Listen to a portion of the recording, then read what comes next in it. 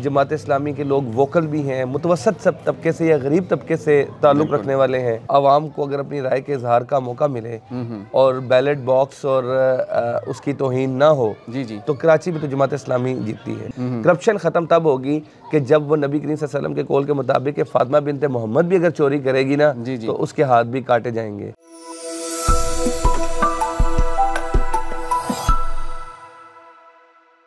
बिस्मिल्लाहिर्रहमानिर्रहीम, अस्सलाम वालेकुम। वी न्यूज़ से मैं हूं फैसल कमाल पाशा और मेरे साथ इस वक्त मौजूद हैं जमात इस्लामी पाकिस्तान के NA-56 रावलपिंडी से उम्मीदवार हैं कौमी असम्बली के इमरान शफीक साहब। बड़ा अहम हल्का है जब रावलपिंडी का NA-56। शेख रशीद साहब जो हैं वो बहुत बार इस हल्के से मुंतखब हुए हैं। इमरान शफीक साहब यहाँ से कैंपेन कर रहे हैं। उस कैंपेन के बारे में हम इनसे जानेंगे कि इनको किस तरह का रिस्पांस मिल रहा है और जमात इस्लामी की जो ओवरऑल कारकर्दगी है उसके हवाले से भी। लेकिन सबसे पहले हम बात करेंगे कि एक सर्वे के ऊपर बड़ी आजकल डिस्कशन हो रही है। सर्वे आया है, जमात इस्लामी की मकबूलियत जो है उसके बारे में कहा जा रहा है कि बहुत बढ़ गई है। तो इमरान शफीक साहब, आप बताइए कि क्या ये जो सर्वे आया है ये आप समझते हैं कि ये दुरुस्त तादाद शुमार की बुनियाद पे ये नतीजा अखज़ किया गया है जमात इस्लामी की जो पॉपुलैरिटी में इजाफे का? देखिए, सर्वे मैंने तो नहीं किया जी, और सर्वे यकीनन जो इदारा करता है उसकी क्रेडिबिलिटी को बतौर साफ़ी आप बेहतर जान सकते हैं।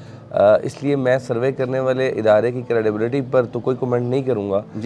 लेकिन बुनियादी तौर पर मैं ये समझता हूँ कि ये वाकई एक हकीकत है कि पाकिस्तान में पिछले अरसे में जमात इस्लामी ने जिस अंदाज में प्रोग्रेस की है और वोटर का रुझान जिस तरह जमात इस्लामी की तरफ बढ़ा है, यकीनन जमात इस्लामी अरसा दराज से दहाइयों से जद्दोजहद कर रही है पाकिस्तान में। अब लोग बाशऊर हुए हैं। लोग इस बात को महसूस करते हैं कि जमात इस्लामी का कोई बंदा आज तक ऐसा नहीं है जो नैबज़दा रहा हो, जिस पर करप्शन का कोई इल्ज़ाम रहा हो। जमात इस्लामी के जिन लोगों को खिदमत का मौका दिया वो कहीं इलेक्ट हुए तो उन लोगों ने बेहतरीन कारकर्दगी का मुजाहरा किया। पाकिस्तान की पार्लिमानी तारीख में 2-4 लोग अगर हमारे आते हैं पार्लिमान में तो वो कारकर्दगी में अव्वल इनाम हासिल कर लेते हैं। जमात इस्लामी के लोग वोकल भी हैं, मुतवसत सब तबके से या गरीब तबके से ताल्लुक़ रखने वाले हैं, मेरिट की बुनियाद पर आगे आते हैं। और फिर जमात इस्लामी खिदमत में भी सबसे आगे है। कोरोना, ज़लज़ला, सैलाब, जहाँ कहीं भी जब भी गरीबों का ख्याल की बारी आती है जमात इस्लामी उसमें मौजूद होती है। तो अवाम तो इन चीज़ों को महसूस करती है। अवाम में जब आप लोगों का रुझान अच्छा, कराची में इस दफ़ा प्रिडिक्ट किया जा रहा है जमात इस्लामी का, क्योंकि उसकी बुनियाद जो बल्दियाती इलेक्शन हुए थे तो बड़ा रिस्पांस मिला कराची में जमात इस्लामी को। बाकी मुल्क में आप क्या समझते हैं, कौन से स्ट्रॉन्ग बेल्ट्स हैं जहाँ से जमात इस्लामी जो है वो अच्छा स्कोर कर सकती है? देखिए, बुनियादी तौर पर कराची था ही जमात इस्लामी का और कराची है भी जमात इस्लामी का। कराची सियासी इंजीनियरिंग के नतीजे में जमात इस्लामी से हमेशा छीना जाता रहा है। और कराची में जमात इस्लामी की एक तारीख़ है। तो इसलिए अगर सियासी इंजीनियरिंग ना करें जो इंजीनियरिंग करने वाले हैं तो और फेयर मैंडेट के साथ आवाम को अगर अपनी राय के इजहार का मौका मिले और बैलेट बॉक्स और उसकी तौहीन ना हो तो कराची में तो जमात इस्लामी जीतती है। बाकी केपी में बहुत सी जगह ऐसी हैं। आपको याद होगा कि पिछले दफ़ा इवन जब केपी में 2 दफ़ा इमरान खान साहब की हुकूमत रही, दूसरी दफ़ा जब बल्दियाती इलेक्शन हुए उनकी हुकूमत के अंदर तो जमात इस्लामी ने केपी में, सवात में, धीर में बहुत से मकामात पर जो है वो बहुत ज़बरदस्त प्रोग्रेस की है। तहसील नाजिम बने हैं जमात इस्लामी के, बड़ी तादाद में काउंसलर्स जीते हैं। उसके बाद तो मज़ीद रुझान आगे बढ़ा है जमात इस्लामी का, तो वहाँ भी है।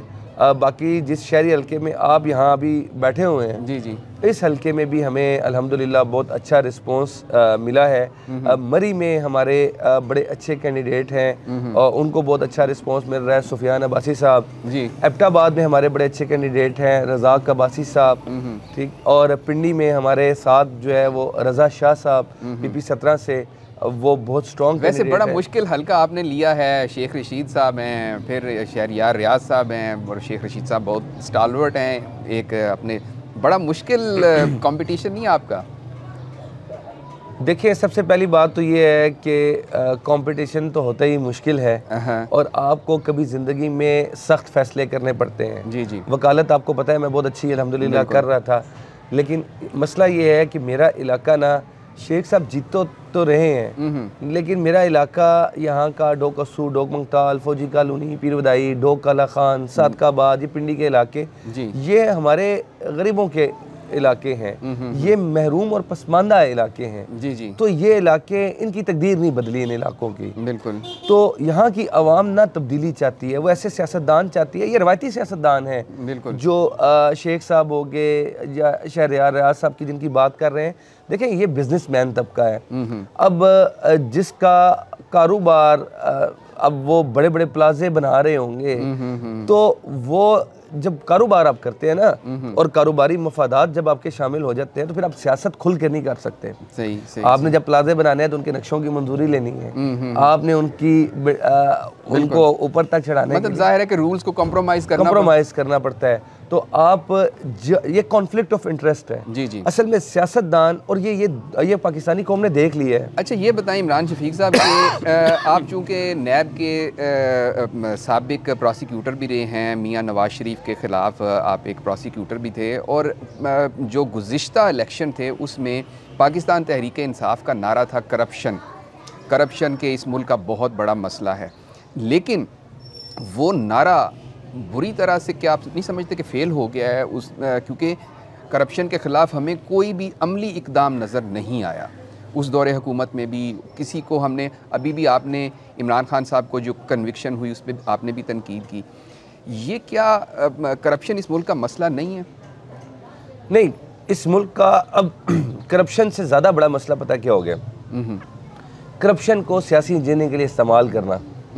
ठीक है जी जी। नैब ने बदकिस्मती से, चाहे खान साहब की हुकूमत है या उससे पहले हो, वो ताकतवर इदारों के साथ मिल करना, नैब बुनियादी तौर पर एक यरगमाल रहा है और आज भी वो ऐसे ही है। अब तो वो टूथलेस हो गया है। बिल्कुल। तो बुनियादी तौर पर नैब सियासी इंजीनियरिंग के अमल का हिस्सा रहा है। तो जब इमरान साहब खान साहब जब कहते थे ना मैं करप्शन का खात्मा करूँगा, करप्शन के लिए आए, तो वो बुनियादी तौर पर एक सियासी इंजीनियरिंग का एक प्लॉट का हिस्सा था। ठीक है, तो इसलिए आप देखेंगे कि उन्होंने, अगर आप वाकई करप्शन के खिलाफ जंग चाहते हैं तो फिर तो आमिर कियानी साहब पर इल्ज़ामात लगे, जहांगीर तरीन साहब पर इल्ज़ामात लगे, बहुत से लोगों पर इल्ज़ामात लगे, यहाँ आपका रिंग रोड का प्रोजेक्ट का आपको पता होगा उसके इल्ज़ामात लगे, आपकी अपनी ज़ात पर भी बहुत से इल्ज़ामात लगे। तो अगर करप्शन के साथ वो होता तो फिर तो नैब आज़ादाना तौर पर, नैब आज़ाद तब होगा जब वो आज़ादाना तौर पर जो है ना वो कार्रवाई करने का, अब तफ्तीश करने का वो होगा। ये क्या बात है, आपने एक हुकूमत को गिराना है तो उसके खिलाफ आप कार्रवाइयाँ शुरू कर दें, दूसरी को जब गिराना है तो फिर उसके खिलाफ कार्रवाइयाँ शुरू कर दें। तो इसलिए मैं ये जिन पार्टियों ने करप्शन के खिलाफ आवाज़ उठाई है वो बुनियादी तौर पर करप्शन जिस काम के लिए नारा जो इस्तेमाल होता है ना पॉलिटिकल इंजीनियरिंग के लिए, वो उसके लिए उठाई है। मैं समझता हूँ हकीकी तौर पर अगर पाकिस्तान में करप्शन के खिलाफ कोई पहले दिन से जंग कर रहा है, जद्दोजहद कर रहा है, तो वो जमात इस्लामी है। हमारा हम खुद भी करप्ट नहीं है, ईमानदार क़यादत है हमारी सारी, और हमने वाकई पाकिस्तान में करप्शन के खिलाफ तवाना आवाज़ बुलंद भी की है। जी जी। तो आप क्या समझते हैं कि जमात इस्लामी के मंशूर में करप्शन जो है उसके ख़ात्मे का क्या एक तरीक़ेकार होना चाहिए कि जो क्रेडिबल तरीक़ेकार हो? मतलब जिस तरह से हम देखें, आपने भी कहा कि सियासी इंजीनियरिंग के लिए इसको एज अ टूल इस्तेमाल किया जाता है, किस तरह से होना चाहिए कि ये ऐसे ना लगे कि सियासी इंजीनियरिंग हो रही है? हाँ, देखिए, ये इसके लिए आपको तारीख़ में जाना पड़ेगा।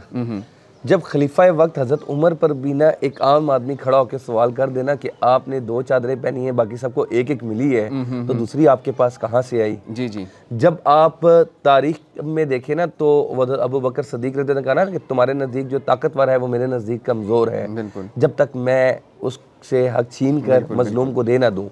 तो बुनियादी तौर पर जब तक हुक्मरान तबका और पाकिस्तान की अशराफिया जी जी जब तक वो एहतसाब की जद में नहीं आएगी ना, जब तक आप ये एहतसाब सबके लिए का नारा बुलंद नहीं होगा ना, कोई मुकद्दस गाय नहीं रह जाएगी ना। ये नहीं हो सकता कि एहतसाब का अमल सिलेक्टिव हो। दुनिया भर में भी एहतसाब का अमल सिलेक्टिव नहीं होता कि ये जो एहतसाब के अमल में इस्तिस्ना है ना, जी जी, कि ये इदारा ये तो एहतसाब से मुस्तस्ना है, इसका आप एहतसाब नहीं कर सकते और बाकी सबका एहतसाब होगा। और ये मेरा ख्याल है, अगर आप करप्शन को इस तरह ख़त्म करना चाहते हैं तो कभी भी करप्शन ख़त्म नहीं हो सकती। करप्शन ख़त्म तब होगी कि जब वो नबी करीम सल्लल्लाहु अलैहि वसल्लम के कौल के मुताबिक फातिमा बिनते मोहम्मद भी अगर चोरी करेगी ना तो उसके हाथ भी काटे जाएंगे। तो ये तल्ख फैसले हैं, सख्त फैसले हैं, मुश्किल फैसले हैं, लेकिन अगर करप्शन को ख़त्म करना है तो उसके लिए ऊपर से एहतसाब नहीं। अदालती निज़ाम हमारा इतना कमज़ोर क्यों है कि वो हर ताकतवर के उसे मैनिपुलेट कर लेता है और फिर ये जो अवाम में तासुर जाता है कि जी विक्टिमाइजेशन हो रही है। हालांकि इल्ज़ामात में कहीं ना कहीं कोई सदाकत ज़रूर होती है, लेकिन इसके बावजूद जो अदालती फ़ैसले आते हैं वो इतने टूथलेस किस्म के, फ्लिम्जी किस्म के क्यों होते हैं? देखिए, हमारे यहाँ अदालतों में ना अदालती प्रोसेस की वायलेशन खुद जजेस करते हैं। इमरान खान साहब के भी इन 3 केसेस को देखें ना, जी जी, जिस अंदाज में जेल ट्रायल हुए, क्या जेल ट्रायल की ज़रूरत थी? कोई ज़रूरत नहीं थी। अच्छा, क्या आप उनको दिफा का हक नहीं दिया जाना चाहिए था? दिया जाना चाहिए था। क्या आपने उनको जिरा का मौका नहीं मिलना चाहिए था? क्या फाइनल बहस में आर्गूमेंट्स देने का मौका नहीं मिलना चाहिए था? यानी रात को 12-12 बजे तक आप एक जेन्युइन केस में भी ना, पाशा साहब, मैं ये नहीं कहता कि उनके खिलाफ जो केसेस हैं वो जेन्युइन नहीं थे, उन केसेस में सदाकत बिल्कुल नहीं थी, या वो बहुत कमज़ोर केसेस थे। हो सकता है वो बहुत मजबूत केसेस हों, लेकिन आपने जिस अंदाज में ये प्रोसेस चलाया उस अंदाज में आपने वो पूरे के पूरे निज़ाम को ही पोल्यूट करके रख दिया और उसकी सदाकत अब उन कन्विक्शंस की कोई मानने के लिए तैयार नहीं है। इसी तरह आप देखें, मियाँ साहब हैं, जब जा रहे थे, जब उनको सजाएं दी जा रही थी तो पूरा प्रोसेस एक चल रहा था, लेकिन ये तय किया जा रहा था कि आपने इलेक्शन से पहले जो है ना सजाएं देनी है। ये जो पाकिस्तान में ना इलेक्शन से पहले आपने फौरी तौर पर हर किसी को सजाएं देने का जो प्रोसेस है ना, ये खुद बोल पड़ता है कि यार दाल में कुछ काला है, ठीक है, और वो फैसले अवाम की जो है ना पजीराई हासिल नहीं कर पाते। यानी आपने मियाँ साहब को जो सजाएं दी एवन फील्ड अपार्टमेंट्स में, एवन फील्ड अपार्टमेंट मौजूद हैं, लेकिन जो सजाएं आपने दी वो इस अनबोने अंदाज में दी कि सबको पता चल गया। वो शौकत सिद्दीकी साहब का बयान भी आ गया, उन्होंने कहा जी कि इस तरह तो हमारी 2 साल की मेहनत ज़ाया हो जाएगी। ठीक है, तो अब आप इन चीज़ों को जब आप गौर करते हैं ना तो आपको ये महसूस हो जाता है कि असल में केसेस को जब आप अपने एक सियासी मकासद के लिए इस्तेमाल करेंगे और अदालतें उसमें आलाकार बन जाएंगी। हमारे यहाँ सबसे बड़ा मसला ये है और हमारा अदालतों से बतौर वकील शिकवा भी यही है और हम इसकी जद्दोजहद भी कर रहे हैं। हम ये कहते हैं कि अदालत को आलाकार नहीं बनना चाहिए। मैं तीन इदारों के बारे में हमेशा बार बार कहता हूँ कि जब तक ये आलाकार रहेंगे ना किसी के, उस वक्त तक पाकिस्तान आगे नहीं बढ़ सकते। एक सियासतदान आलाकार रहेगा, पाकिस्तान के सियासतदान आलाकार हैं। जब साफ़ी आलाकार रहेंगे तो सच लोगों तक नहीं पहुंच सकेगा, और जब तक अदालत आपकी और जज आलाकार रहेगा ना उस वक्त तक आप इंसाफ नहीं दे सकते। तो आपको इन तीनों को जो है ना गुलामी से निकालना पड़ेगा, और इसके लिए सबसे पहला मरला यह है कि सियासतदान जो है ना वो गुलामी से निकले, वो किसी का आलाकार ना बने। फाइनल क्वेश्चन ये बता दें कि जी 8 फरवरी को क्या एक्सपेक्ट कर रहे हैं, क्या होने जा रहा है, और अपने बारे में जमात इस्लामी कितना अच्छा स्कोर कर सकती है? मुझे लगता ये है कि जमात इस्लामी का वोट का तनासुब इस दफ़ा बहुत ज़्यादा बढ़ जाएगा, और मुझे ये उम्मीद भी है कि पाकिस्तान के बहुत से हलकों से जमात इस्लामी के उम्मीदवार जीतेंगे, और पाकिस्तान की हर असम्बली में एक अच्छा पोर्शन जमात इस्लामी के पास होगा। कम से कम यार जमात इस्लामी का इतना हक ज़रूर बनता है अब पाकिस्तान की अवाम को भी कि हम अगर हुकूमत में ना भी हो ना तो हम अपोजिशन में अवाम के सामने सच ज़रूर लेकर आते रहें। यानी हमारे काबिल लोगों को असम्बली में पहुंचना चाहिए। हर असम्बली में हमारे 4-5 बंदे भी अगर होते हैं ना तो उस असम्बली में एक जमहूरी अमल में एक जान पड़ती है और लोगों के सामने सच आता है, और ये पार्लिमानी और जमहूरी तरीक़ाकार भी यही है। और मैं अपने बारे में भी ये समझता हूँ कि जिस तरह मैंने पिंडी में एक अल्हम्दुलिल्लाह एक जो मुहिम मैंने चलाई है ना उसमें मैंने एक बेदारी पैदा की है, अवाम को गाइड किया है। मैं हर गली में गया हूँ, हर मोहल्ले में गया हूँ, मैंने जलसे किए हैं। और मैं कोई और बात आपको बताऊँ कि मैंने अभी आप रिपोर्ट्स उठा के देखें, चीज़ें उठा कर देखें कि मैंने जितने बड़े बड़े जलसे किए हैं, जितनी बड़ी बड़ी कॉर्नर मीटिंग्स की हैं, मेरे मद्दे मुकाबिल किसी उम्मीदवार ने भी इस तरह की कॉर्नर मीटिंग्स और जलसे नहीं किए। और जितनी पज़राई मुझे मिली है, हालांकि मैं फर्स्ट इलेक्शन लड़ रहा हूँ, एक इसमें नौवारिद हूँ इस पूरे प्रोसेस में, लेकिन मेरा जो प्रोफाइल था ना, आफिया सिद्दीकी का वकील होना, सूद के खिलाफ मुकदमा मैंने लड़ा, वो जीता। इसी तरह ट्रांसजेंडर एक्ट है, वो मैंने लड़ा, मैं जीता। पनामा केसेस में आपने बताया मैं बतौर वकील रहा। इसी तरह ख़त्म नबूवत के केस में इस्लामाबाद हाई कोर्ट में आपको पता है कि मैं बतौर वकील करता रहा। मेरा जब ये प्रोफाइल लोगों के सामने गया है तो लोगों ने इस बात को महसूस किया है कि डोकसू में एक छोटे से मोहल्ले से उठने वाला ये नौजवान कोई बड़े सरमाएदार और जागीरदार का बेटा नहीं है। इसको अल्लाह ताला ने ये सलाहियत दी है, ये अगर इतने बड़े बड़े काम कर सकता है तो इस हल्के को भी एक आवाज़ मिल सकती है। और ये फरसूदा और एक रवायती जो सियासत है ना, इसको बदल के ये नौजवान पिंडी में नौजवानों को लीड कर सकता है। यहाँ आईटी के बड़े बड़े इदारे बन सकते हैं, हस्पतालों की हालत ज़ार बदल सकती है, तालीमी इदारे बन सकते हैं, खेल के ग्राउंड्स बन सकते हैं, कब्रस्तान और जो लोगों के लिए जनाजा गाहों के मसाइल हैं वो हल हो सकते हैं। लोगों को ये नज़र आया कि ये ईमानदार आदमी है और ये टैलेंटेड आदमी है। ये इस बात का इजहार लोगों ने मेरे साथ किया है बड़ी तादाद में। मुझे लगता है कि पिंडी से एक खामोश वोट, मर्दों और औरतों का बिलखुसूस, जिन लोगों ने मुझे सुना है, जिन लोगों ने मेरे मौक़िफ़ को देखा है मुख्तलिफ़ औक़ात में, वो ये समझते हैं ये बंदा कुछ करेगा इंशाअल्लाह। बहुत शुक्रिया आपके वक्त का। नाज़रीन, ये थे इमरान शफ़ीक साहब, NA 56 से जमात इस्लामी के उम्मीदवार। अब तक के लिए इजाज़त, अल्लाह हाफ़िज़।